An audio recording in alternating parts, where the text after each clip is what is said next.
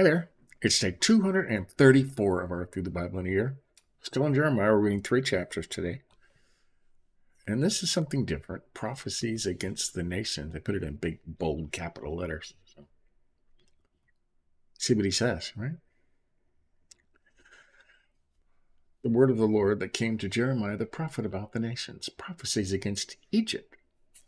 About Egypt and the army of Pharaoh Necho, Egypt's king, which was defeated at Carchemish on the Euphrates River by Nebuchadnezzar, king of Babylon, in the 4th year of Judah's king Jehoiakim, son of Josiah. They always tell you who their dads were, right? Deploy small shields and large, draw near for battle, harness the horses, mount the steeds, take your positions with helmets on, polish the lances, put on armor. Why have I seen this? They are terrified, they are retreating, their warriors are crushed, they flee headlong, they never look back, terrors on every side. This is the Lord's declaration. The swift cannot flee, and the warrior cannot escape. In the north, by the bank of the Euphrates River, they stumble and fall. Who is this rising like the Nile, like rivers whose waters churn? Egypt rises like the Nile, and its waters churn like rivers. He boasts, I will go up, I will cover the earth, I will destroy cities with their residents. Rise up, you cavalry. Raise furiously, you chariots. Let the warriors go out. Cush and put. Who are able to handle shields, and the lidim, who are able to handle the string and bow. That day belongs to the Lord, the God of hosts, a day of vengeance to avenge himself against his adversaries. The world will devour and be satisfied.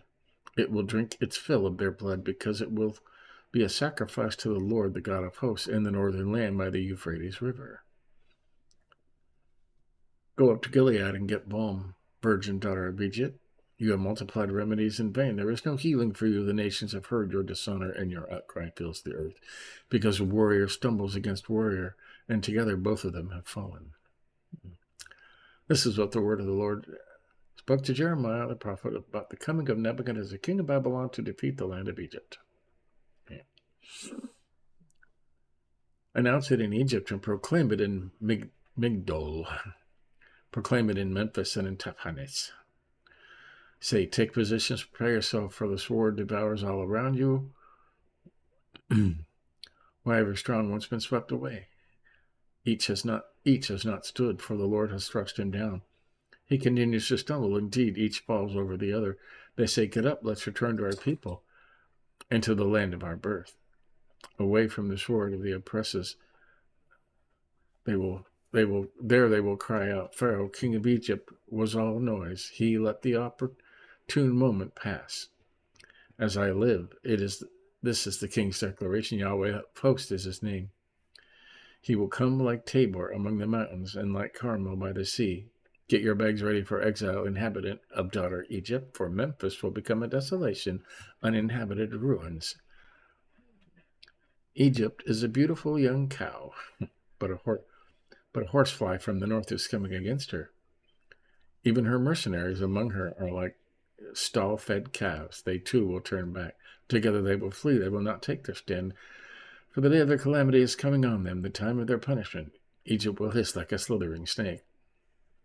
For the enemy will come with an army, with axes. They will come against her like those who cut trees. They will cut down her forests. This is the Lord's declaration. Though it is dense, for they are more numerous than locusts, they cannot be counted. Daughter Egypt will be put to shame, handed over to the northern people. The Lord of hosts, God of Israel, says, I am about to punish Ammon, god of thieves, along with Pharaoh, Egypt, her gods, and her kings, Pharaoh, and those trusting in him. I will hand them over to those who want to take their lives, to Nebuchadnezzar, king of Babylon, and his officers. But after this, it will be inhabited again, as in ancient times. Like that. Resurgence for Israel. But you, my servant Jacob, do not be afraid, and do not be discouraged, Israel, for without fail I will save you from far away, and your descendants from the land of their captivity. Jacob will return and have calm and quiet, with no one to frighten him. And you, my servant Jacob, do not be afraid. This is the Lord's declaration. for I will be with you. I will bring destructions on all the nations, for I have banished you. But I will not bring destruction on you. I will discipline you with justice, and I will by no means leave you unpunished. Unpunished. He said that before, too. Prophecies against the Philistines. This word of the Lord came to Jeremiah, the prophet, about the Philistines before Pharaoh defeated Gaza. This is what the Lord says. Look, waters are rising from the north and becoming an overflowing water. They will overflow the land and everything in it, the cities of their inhabitants. The people will cry out, and every inhabitant of the land will wail at the sound of the stomping hooves of the stallions, the rumbling of his chariots, and the clatter of their wheels. Fathers will not turn back for their sons, because they will be utterly helpless on account of the day that is coming to destroy all the Philistines, to cut off from Tyre and Sidon every remaining ally. Indeed, the Lord is about to destroy the Philistines, the remnant of the islands of Caphtor. Baldness is coming to Gaza. Ashkelon will become silent, a remnant of their valley. How long will you gash yourself? O sword of the Lord, how long will you be restless? Go back to your sheath. Be still, be silent. How can it rest when the Lord has given it a command? He has assigned it against Ashkelon and the shore of the sea. Weird, huh? Okay, prophecies against Moab. Chapter 48. About Moab, this is what the Lord of hosts, the God of Israel, says. Woe to Nebo, because it is about to be destroyed. Yeah, that one will be put to shame. It will be taken captive. The fortress will be put to shame and dismayed. There is no longer praise for Moab. They plan harm against her in Heshbon. Come, let's cut her off from nationhood. Also, madmen, you will be silenced. The sword will pursue you. A voice cries out from Horonaim. Devastation and great disaster. Moab will be shattered. Her little ones will cry out. For on the ascent of Luhith, they will become weeping continually, and on the descent of Horonaim will be heard cries of distress over the destruction. Flee, save your lives. Be like a juniper bush in the wilderness, because you trust in your works and treasures. You will be captured also. Chemosh will go into exile, and with his priests and officials, the destroyer will move against every town. No one will escape the valley. The valley will perish.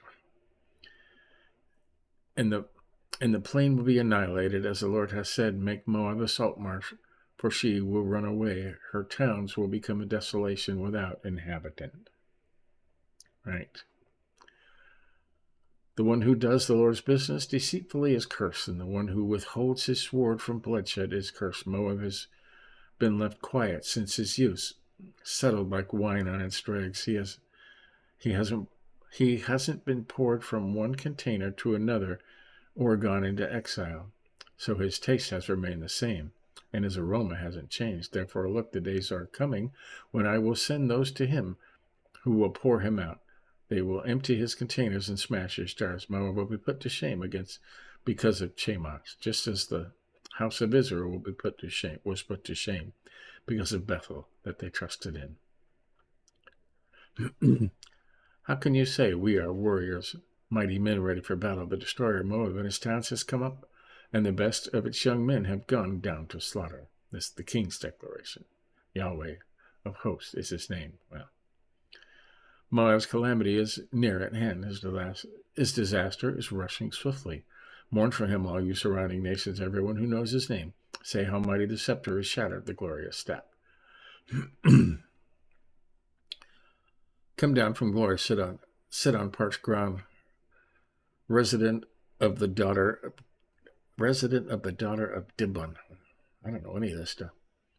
For the destroyer of Moab has come against you, and it's destroyed your fortress. Stand by the highway and look, resident of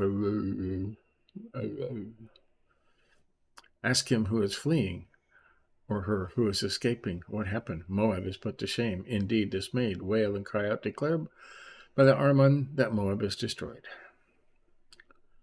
Judgment has come to the land on the plateau, Tuhal, Jazer, Mizah, Divon. Look at all those names. I am not saying those names, sorry.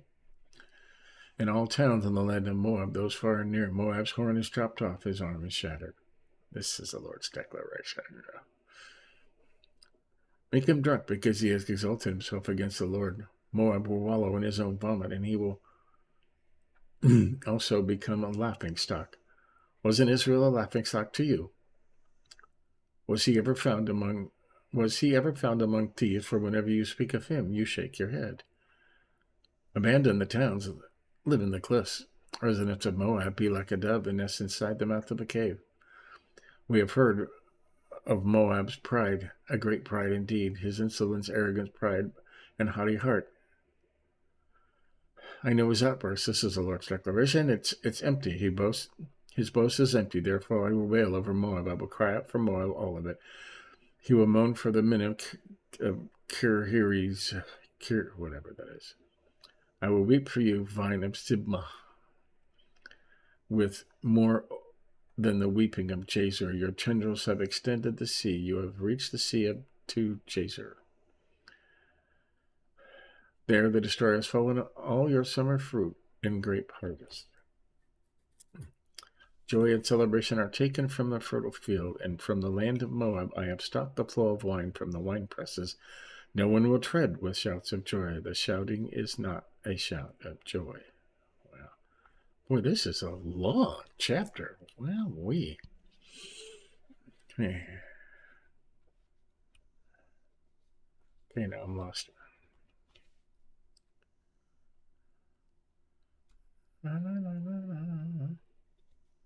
Where did we go? What is destroyed? Okay, I'm lost. Where was I? Okay, we did that. Young men and men, not a shout of joy. How did I do that? His arm is shattered.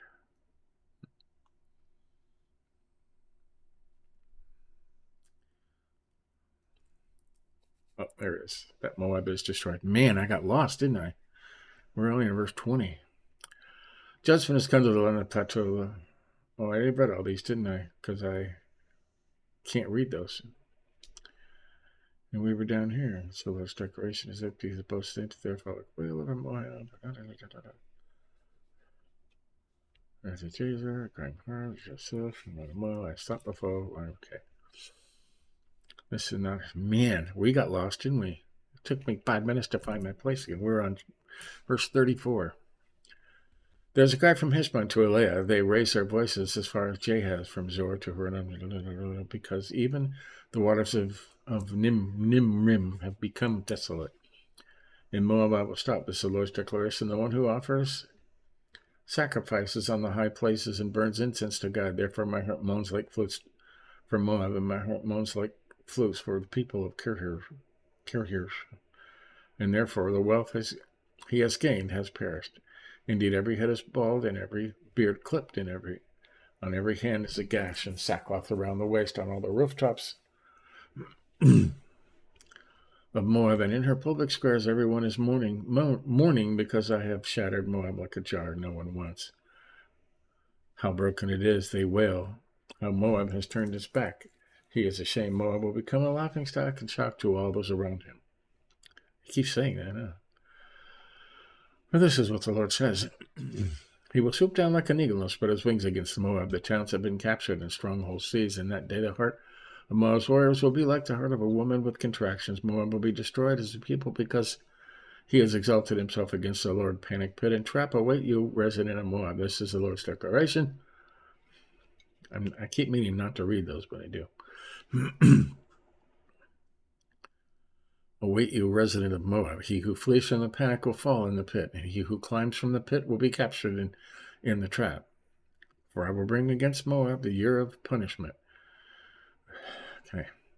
Those who flee will stand exhausted in Heshbon's shadow, because fire has come out from Heshbon and a flame from within Sihon. I will devour Moab's forehead and skull of the noisemakers. Woe to you, Moab. The people of Chemos have perished because your sons have been taken captive and your daughters have gone into captivity. Yet I will restore the fortunes of Moab in the last days. This is the Lord's declaration. The judgment on Moab ends here. Wow. That was just crazy. Did I get any of that? Not really. Man, that was tough to read. Hey, 2 chapters tomorrow. We have 52 chapters in Jeremiah. So there you go. That was day 234. That was a tough read. It was. Man, I may have to go back and listen to that, read it slower or not. So there you go. We'll be finished with Jeremiah in a couple of days, and then we will. And then we're going into Lamentations, which is also written by Jeremiah. We'll be doing that on the 24th, which is Friday or Saturday. So there you have it. Catch up on any you miss. You want to say got the whole Bible in here and didn't miss anything. So, and give us a like if you think about it. But tomorrow we'll continue. See you then.